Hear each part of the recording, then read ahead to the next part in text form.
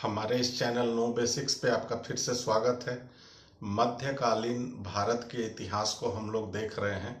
उसके अंतर्गत कई वीडियो डाले गए हैं। दिल्ली सल्तनत को हमने कवर किया, उसके बाद मोहम्मद गौरी गजनवी के आक्रमण को देखा। तो अभी जो हम देखेंगे, आज के जो हमारा टॉपिक का डिस्कशन है जिस सब्जेक्ट मैटर पे, वो है विजयनगर साम्राज्य के बारे में। तो दक्षिण भारत में विजयनगर साम्राज्य और एक बहमनी साम्राज्य, ये दोनों काफ़ी ज़्यादा महत्वपूर्ण है और दोनों की सीमाएं एक दूसरे से जुड़ी हुई है। तो इनके भौगोलिक स्थिति को समझेंगे। उसके बाद विजयनगर साम्राज्य की जो स्थापना होती है तो उसमें 4 अलग अलग राजवंश आते हैं, तो उनको एक शॉर्ट में हम देखेंगे। और आज का जो डिस्कशन का जो हमारा मेन टॉपिक होगा वो कृष्ण देव राय के बारे में होगा और एक संगम वंश के बारे में होगा। तो इनको हम आज डिस्कस करने वाले हैं। तो दोस्तों शुरुआत करते हैं। तो दोस्तों, जब उत्तर भारत में दिल्ली सल्तनत का जब शासन चल रहा था तो सल्तनत काल के शासन के समय में उनका मुख्य जो ध्यान था वो उत्तर भारत पर ही था और उनका शासन मुख्य रूप से उत्तर भारत में ही चलता है। कुछ शासक इसके अपवाद होते हैं, जैसे अलाउद्दीन खिलजी ने दक्षिण भारत का अभियान चलाया था और दक्षिण के अनेक राज्यों को जीत लिया था। मोहम्मद बिन तुगलक के समय भी ये स्थिति होती है, या कह लें कि अलाउद्दीन खिलजी ने जो स्थापित किया दक्षिण भारत तक अपना साम्राज्य, तुगलक वंश के समय में भी लगभग वो कायम रहता है। लेकिन मोहम्मद बिन तुगलक जब सुल्तान बनता है तो उसके शासन काल में कई विद्रोह होते हैं। उत्तर भारत में भी कई विद्रोह हुए, दक्षिण भारत में भी हुए। तो दक्षिण भारत में क्या था कि मोहम्मद बिन तुगलक की उतनी पकड़ थी नहीं। अब इसी का नतीजा होता है कि दक्षिण भारत में कुछ साम्राज्य, खास करके बहमनी साम्राज्य और विजयनगर साम्राज्य, ये दोनों ही अस्तित्व में आते हैं, स्वतंत्र राज्य के रूप में उभर कर आते हैं। मोहम्मद बिन तुगलक का समय था। अब हम बहमनी और विजयनगर के भौगोलिक स्थिति को देख लेते हैं कि वो क्या है। तो भारत का ये नक्शा है। अगर इसके दक्षिणी हिस्से को आप देखेंगे तो 2 महत्वपूर्ण नदी है। एक नदी है कृष्णा और दूसरी है कावेरी, सॉरी ये है गोदावरी। तो कृष्णा नदी से ऊपर का जो क्षेत्र है उस पर मुख्यतः बहमनी साम्राज्य था। मतलब इस तरीके से बहमनी साम्राज्य की स्थापना हुई और दक्षिण में जो था वो विजयनगर साम्राज्य अस्तित्व में आया। यहाँ पे एक और नदी है तुंगभद्रा।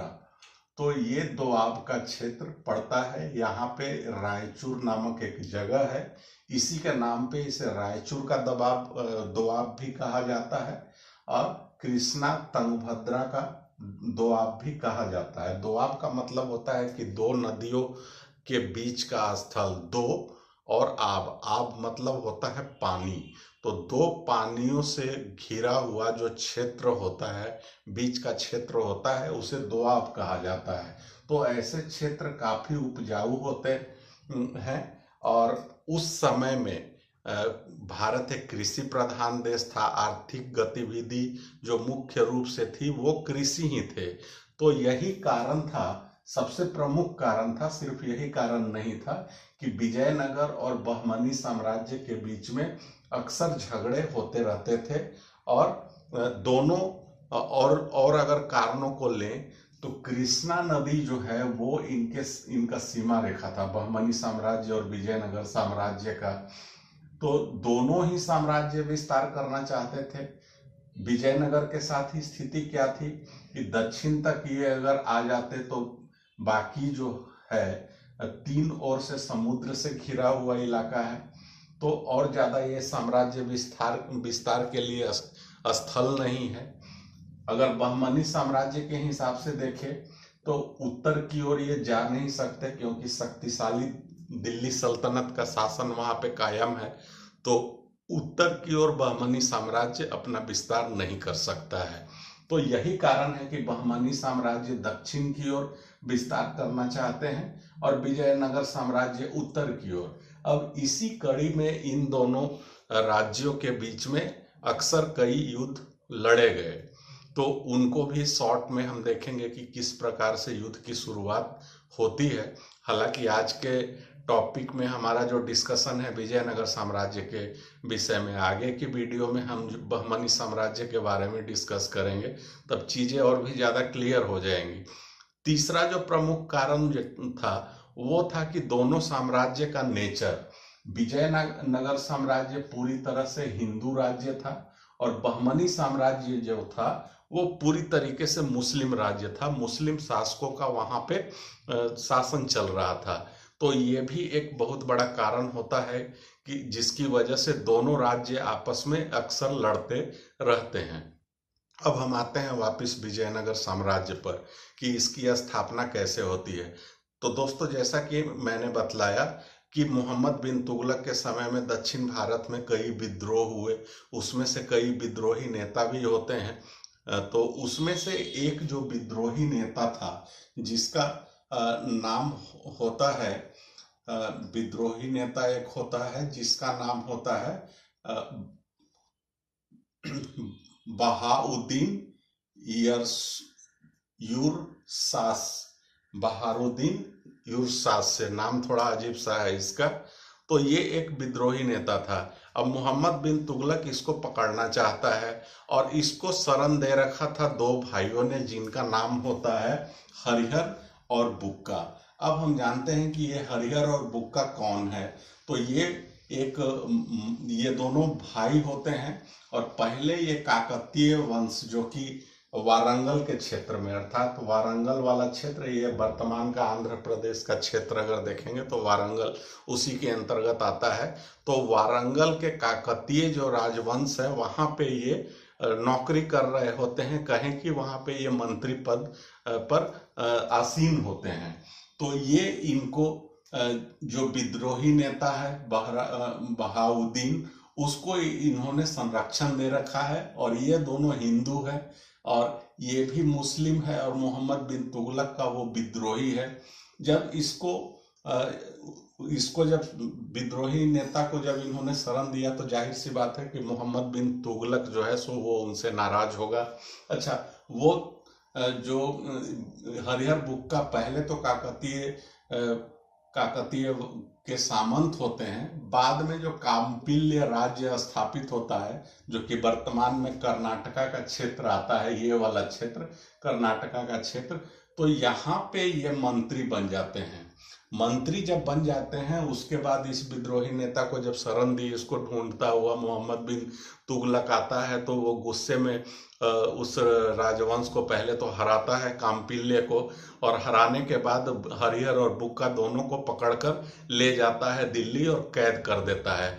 जब मोहम्मद बिन तुगलक के कैद में ये दोनों भाई आते हैं तो वहां से छूटने के लिए इन्होंने एक चाल चली, कह लें कि ये मुस्लिम में पहले कन्वर्ट हो जाते हैं।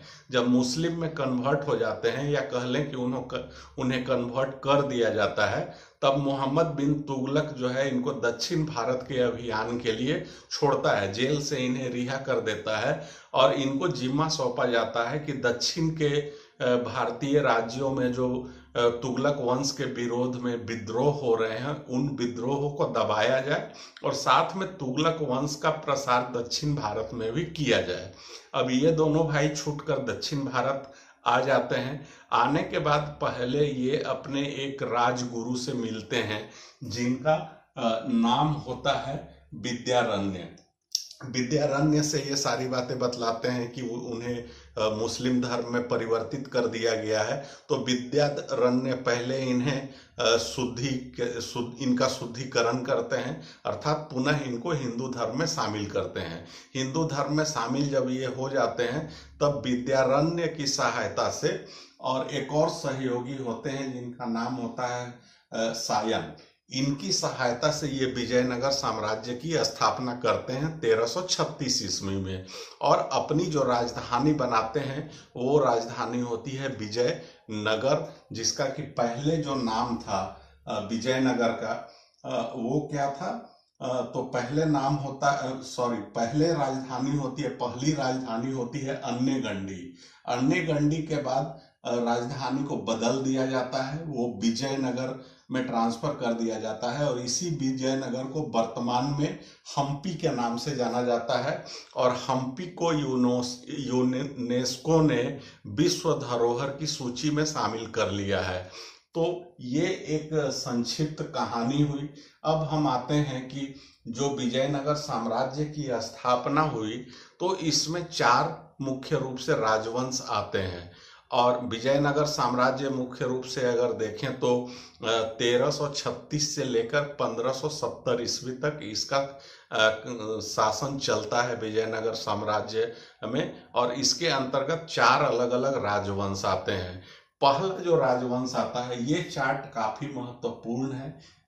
यहाँ से काफी प्रश्न पूछे जाते हैं, बनते हैं। और जो एग्जाम पॉइंट से जो एग्जाम पॉइंट में अगर देखें तो इसको इसी तरीके से जो फैक्ट्स हैं वही फैक्ट्स से जुड़े हुए प्रश्न अधिकतर पूछे गए हैं और पूछे जाएंगे।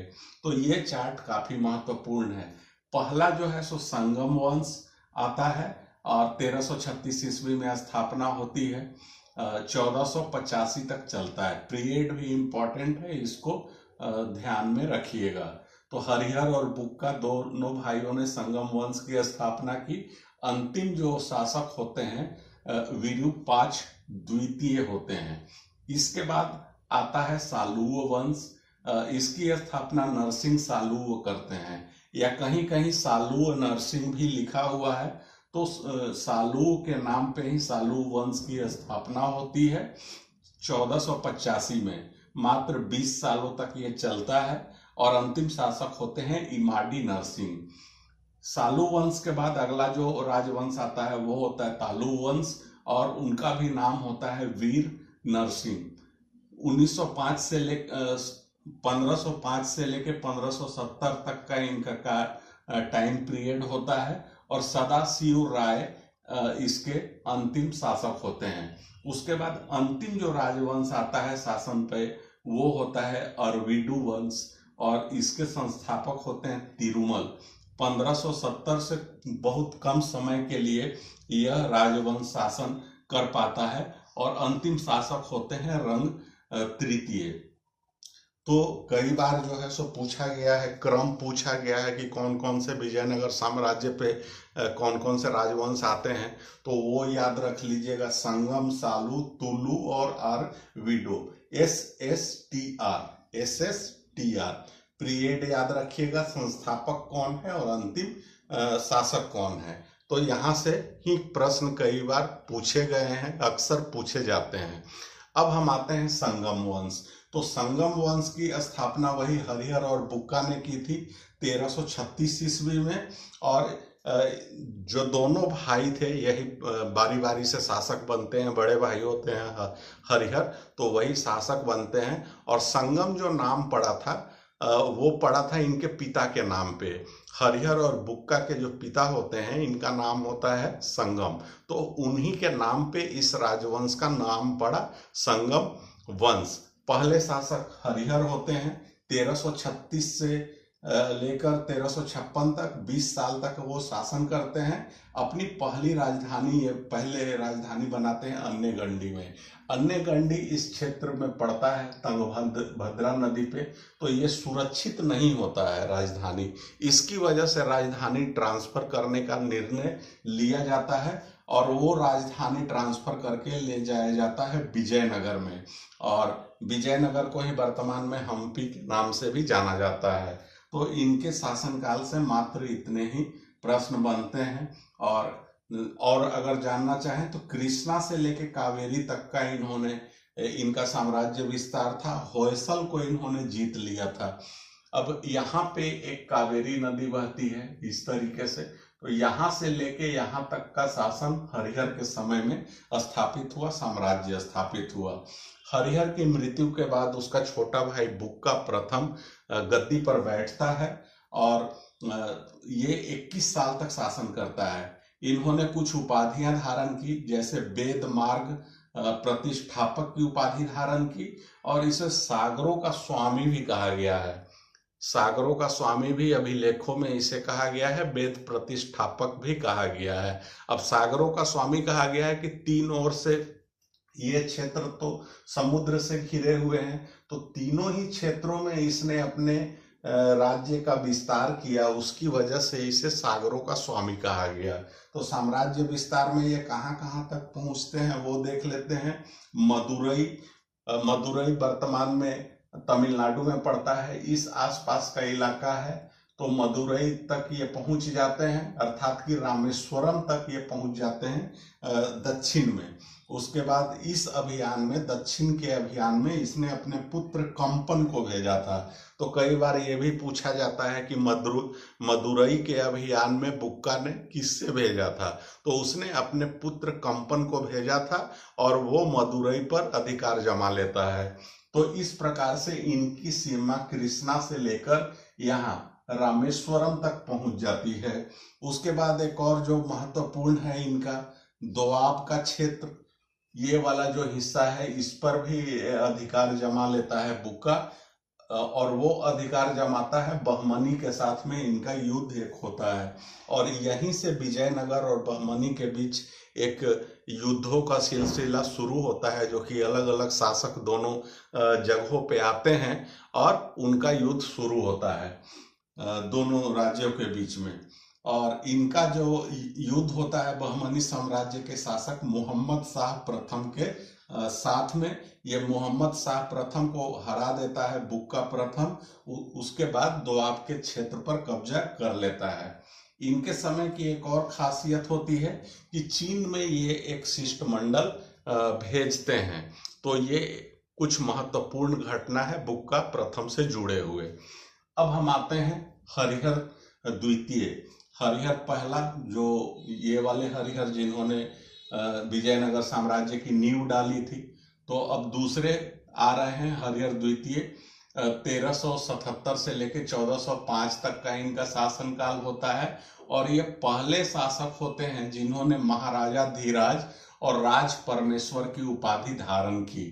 इनकी जो महत्वपूर्ण जो जीत है कि पूरे दक्षिण भारत तक ये अपना साम्राज्य स्थापित कर लेते हैं, क्योंकि ये जो थे कुछ ये सारे क्षेत्र जीते हुए नहीं थे, बल्कि कुछ इस तरीके से जीता था हरिहर ने।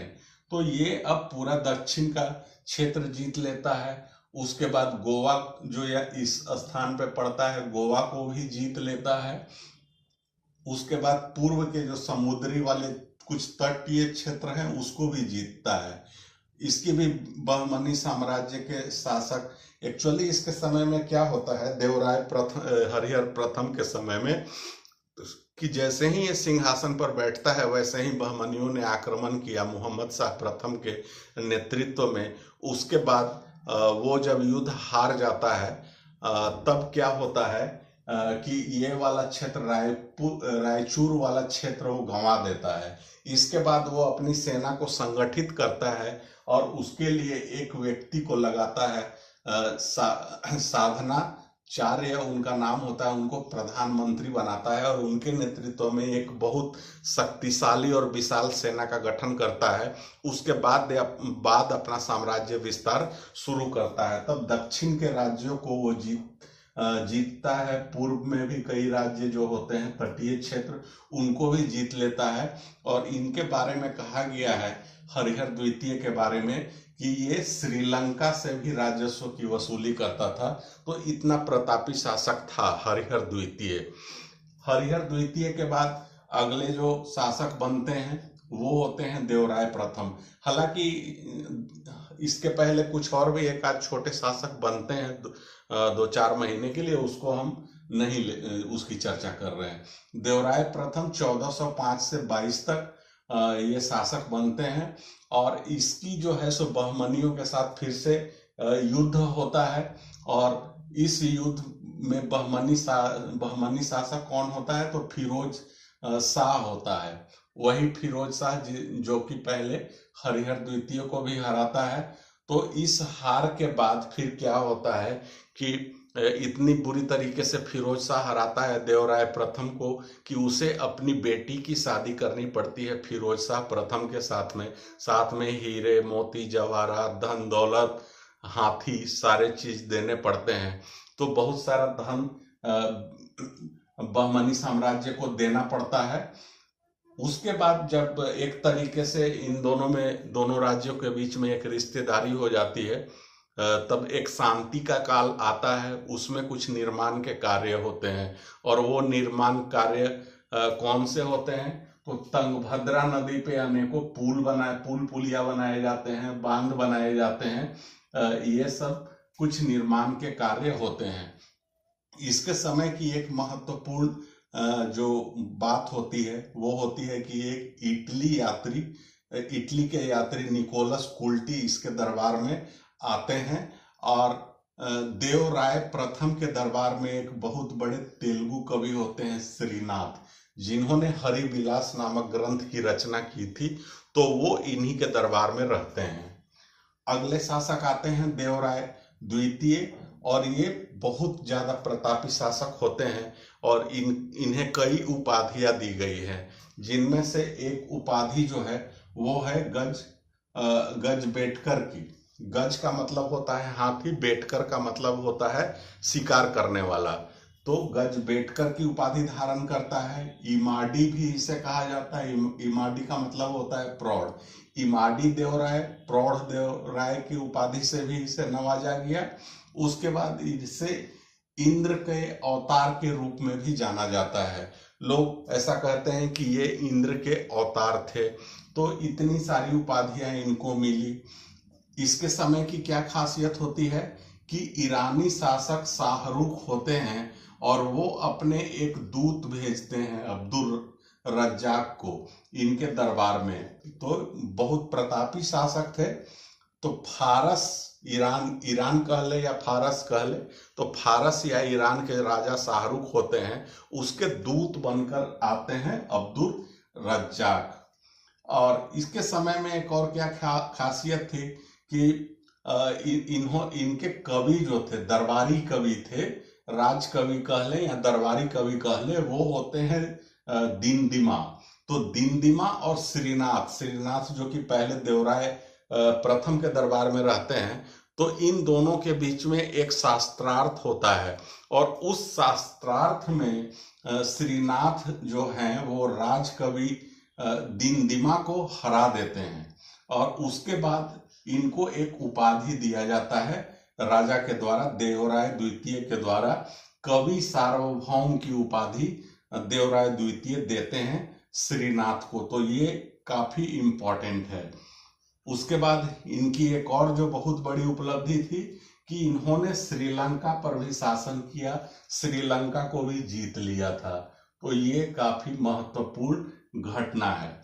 इसके बाद के जो शासक होते हैं उतने ज्यादा महत्वपूर्ण नहीं है, एक एक पॉइंट देख लेते हैं। जैसे मल्लिकार्जुन होते हैं 1446 से लेकर 65 तक, और इनके समय की सबसे बड़ी बात होती है कि एक चीनी यात्री होते हैं महुयान, वो इनके दरबार में आता है, और वो समुद्री मार्ग से आता है महुयान। तो ये काफी महत्वपूर्ण है। फिर विरूपाक्ष द्वितीय आते हैं, और इसके समय में अराजकता बहुत ज्यादा बढ़ चुकी होती है, पतन का दौर शुरू हो जाता है संगम वंश का।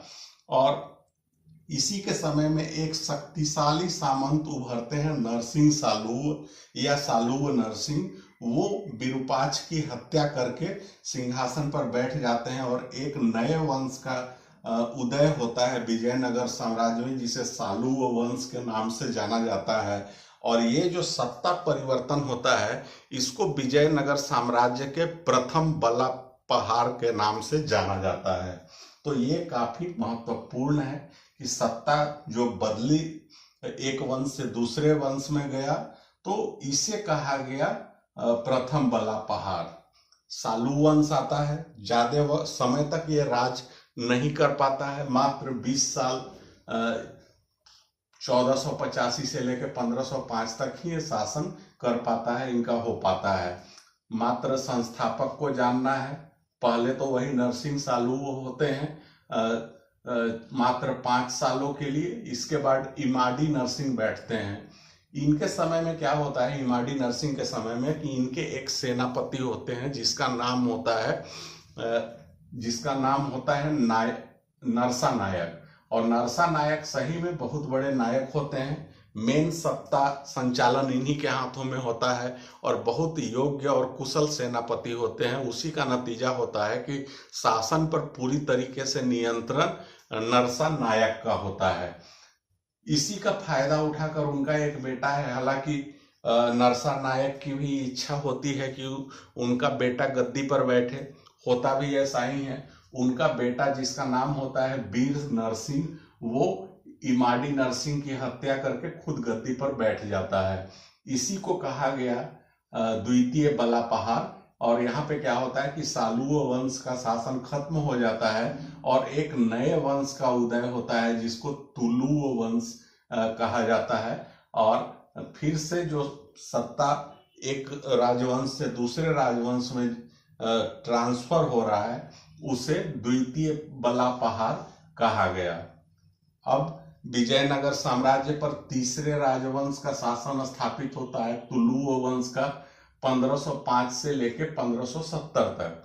और इसके एक सबसे महत्वपूर्ण जो राजा होते हैं वो कृष्णदेवराय होते हैं। उनके बारे में आप लोगों ने काफी सुन रखा होगा, तो उनकी हम थोड़ा चर्चा कर लेते हैं। ये दूसरे शासक होते हैं। कृष्णदेवराय 1509 से लेके 1529 तक का इनका शासन होता है। वीर नरसिंह मात्र 4 साल तक शासन कर पाते हैं, उनकी मृत्यु हो जाती है। उसके बाद कृष्णदेवराय का शासन स्थापित होता है और इनको कई उपाधियां दी गई, जैसे इन्हें यवन राज स्थापनाचार्य कहा जाता है, अर्थात कि यवन राज्य को स्थापित करने वाला। उसके बाद अभिनव भोज भी कहा जाता है, आंध्र भोज भी कहा जाता है। तो ये काफी महत्वपूर्ण है कि अभिनव भोज किन्हें कहा जाता है, तो कृष्णदेवराय को कहा जाता है। ऐसा किस लिए कहा जाता है, क्योंकि आपने राजा भोज के बारे में काफी सुन रखा होगा।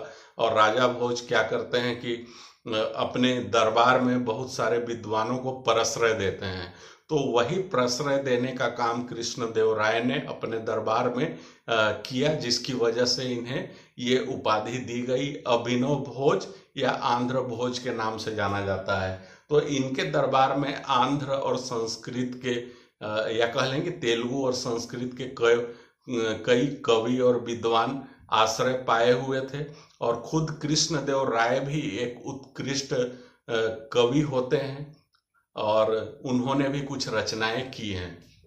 तो इनके बारे में देख लेते हैं। एक बहुत शक्तिशाली शासक होते हैं और बाबर ने इनके बारे में भी चर्चा की है। बाबर ने अपने बाबरनामा, जो बाबर ने जीवनी लिखी थी अपनी, उसमें कृष्णदेवराय के बारे में कहा है कि उस समय भारत का जो साम्राज्य था उसमें से जितने भी राज्य थे और जितने भी राजा थे, सब उसमें से सबसे शक्तिशाली जो राजा थे वो थे कृष्णदेवराय। इनके समय को तेलुगु साहित्य का क्लासिकल युग कहा जाता है। और अष्टदिग्गज जैसे कि कहा, इनके दरबार में कई जो है विद्वान और साहित्यकार आश्रय पाए हुए थे। उनमें से 8 दिग्गजों को इन्होंने आश्रय दिया था। उसमें से एक कवि होते हैं पेडन्ना। पेडन्ना जो है वो इनके राज कवि होते हैं या दरबारी कवि होते हैं। तो पेडन्ना का नाम भी काफी आता है और उनकी रचनाओं के भी नाम आते हैं। तो पेडन्ना इनके दरबारी कवि थे।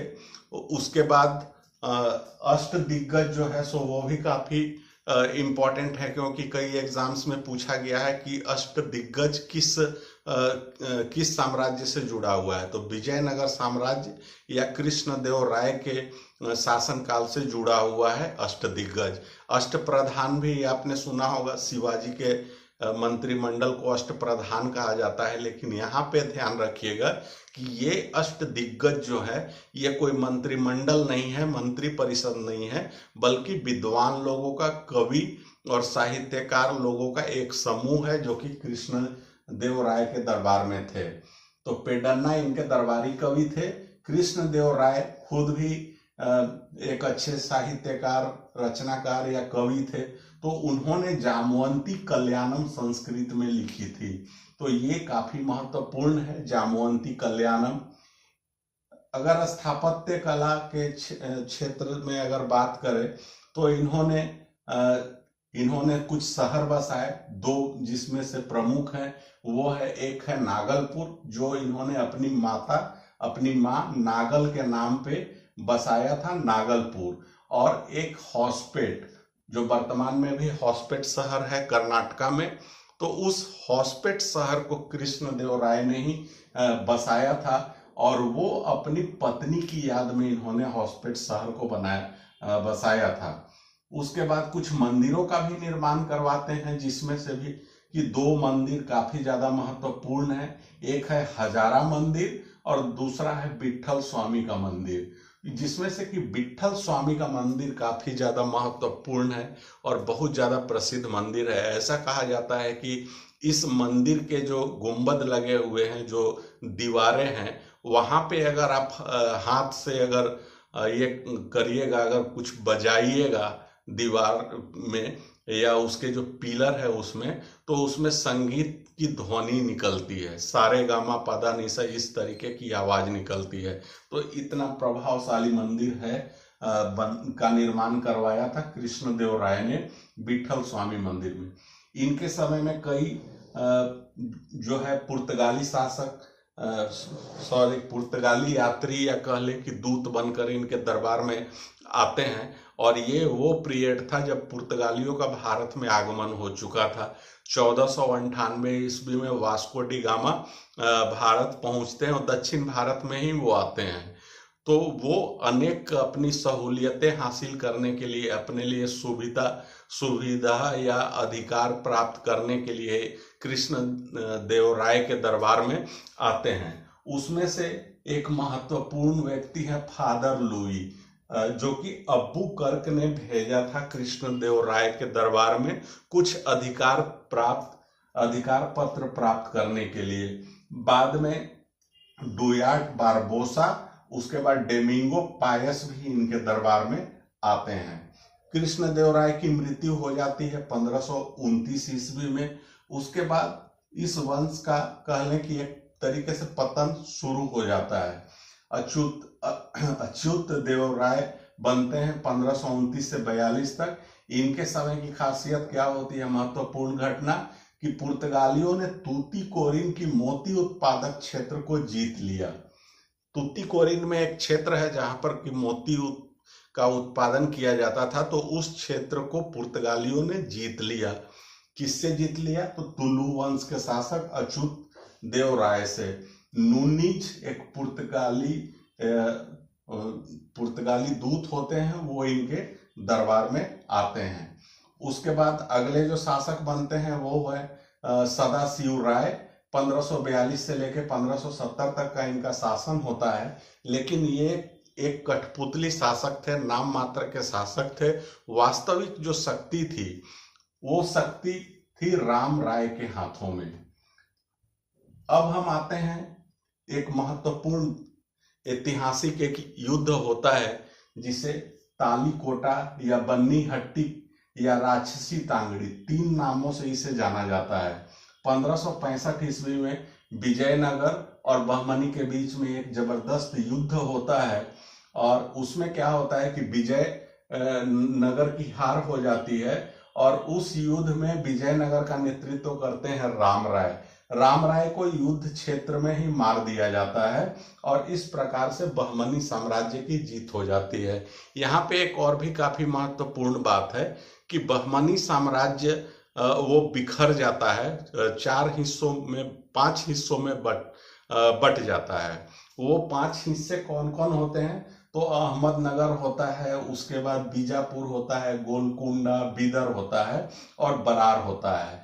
तो इसमें से 4 जो राज्य होते हैं, अहमदनगर, बीजापुर, गोलकुंडा और बीदर, ये एक संघ बनाते हैं। सम्मिलित रूप से इनकी सेनाएं विजयनगर पर आक्रमण करती है और विजयनगर को हरा देते हैं, क्योंकि 4 राज्यों की जब सेनाएं मिल जाएंगी, इकट्ठी लड़ेगी अगर किसी से, तो उसके जीतने की संभावना ज्यादा होगी। तो ऐसा ही होता है। युद्ध क्यों होता है? तो उसके पीछे का कारण होता है कि बीजापुर के शासक होते हैं आदिल शाही शासक, वो डिमांड करते हैं रायपुर, अदोनी का किला और मुदगल, इन क्षेत्रों की मांग करते हैं राम राय से। राम राय उसको देने से मना कर देता है। एक्चुअली ये जो क्षेत्र थे पहले बीजापुर के अंतर्गत ही आते थे, लेकिन विजयनगर ने जीत लिया था। तो अब वो बीजापुर के आदिल शाही शासक होते हैं जो वो डिमांड करते हैं कि इन क्षेत्रों को आप लौटा दीजिए। राम राय इसको देने से मना कर देते हैं। तो इस वजह से युद्ध होता है। युद्ध क्षेत्र में ही राम राय की हत्या हो जाती है और हुसैन निजाम शाह राम राय की हत्या करता है। तो ऐसा भी कहा जाता है कि ये युद्ध एक मुस्लिम और हिंदुओं का युद्ध था। ऐसा भी कई जगह पे कहा जाता है, क्योंकि हिंदू राज्य था और मुस्लिम राज्य थे, उनके बीच में झगड़ा हुआ था, युद्ध हुआ था। इस युद्ध का एक प्रत्यक्षदर्शी होते हैं जिसका नाम होता है सेवेल। उन्होंने इस युद्ध के बारे में विस्तार पूर्वक लिखा है। अब इस युद्ध का परिणाम क्या निकलता है, तो विजयनगर साम्राज्य पूरी तरीके से बिखर जाता है। उसकी जो पूरी तरीके से बिखर गया, उसके बाद इसे जबरदस्त तरीके से लूटा जाता है बहमनी साम्राज्य के अलग अलग राज्यों के द्वारा, और वो हिस्सा आपस में बांट लेते हैं। लेकिन बाद में क्या होता है कि बहमनी साम्राज्य के जो गठबंधन बना था 4 राज्यों का, उनमें भी आपस में एकता नहीं रह पाती है, और उसका नतीजा क्या होता है कि विजयनगर साम्राज्य पे एक और नए वंश का उदय होता है। वो उदय कैसे होता है, हालांकि ये कुछ ही समय के लिए चलता है। तो ये तिरुमल जो है वो राम राय के भाई होते हैं। वो सदाशिव तो अभी भी बचे हुए हैं, तो उनको लेकर आता है और एक नए वंश आरवीडू वंश की स्थापना करता है तिरुमल। लेकिन ज्यादा समय तक ये शासन नहीं कर पाता है और इनकी राजधानी विजयनगर पे तो कब्जा हो चुका था। तो ये तिरुमल जो है अपनी राजधानी बदल लेते हैं और नया राजधानी बनता है पेनुकोंडा। उसके बाद अगले जो शासक बनते हैं वो बनते हैं वेंकट द्वितीय। वो राजधानी को बदलकर चंद्रगिरी लेके जाते हैं। तो विजयनगर में देखिए 4 राजधानियां रही हैं। पहले कोंडी, अन्नेगंडी, उसके बाद विजयनगर, उसके बाद पेन्नीकोंडा, उसके बाद चंद्रगिरी। अंततः इनका शासन भी ज्यादा लंबे समय तक नहीं चलता है और विजयनगर साम्राज्य अंततः पूरी तरीके से बिखर जाता है, कई क्षेत्रों में बंट जाता है, जिसमें से एक राज्य अस्तित्व में आता है जिसका नाम होता है मैसूर। और मैसूर पर ही बाद में जाकर हैदर अली और टीपू सुल्तान शासन करते हैं। तो वो मैसूर राज्य का उदय इसी विजयनगर साम्राज्य के बिखरने से होता है। तो दोस्तों, उम्मीद करता हूं कि इस वीडियो से आपको काफी हेल्प मिलेगा एग्जाम पॉइंट्स ऑफ व्यू से। नेक्स्ट वीडियो में हम विजयनगर के शासन, प्रशासन और कला संस्कृति को देखेंगे और जानेंगे। उसके बाद हमारा विजयनगर साम्राज्य चैप्टर जो है सो खत्म हो जाएगा। अगर वीडियो पसंद आया हो तो इसे लाइक करिए, शेयर करिए स्टूडेंट्स और अपने सगे संबंधियों के बीच में। इस चैनल को सब्सक्राइब कर लीजिए, नोटिफिकेशन वाली घंटी जरूर से बजा दीजिए। फिर मिलते हैं नेक्स्ट वीडियो में, तब तक के लिए धन्यवाद।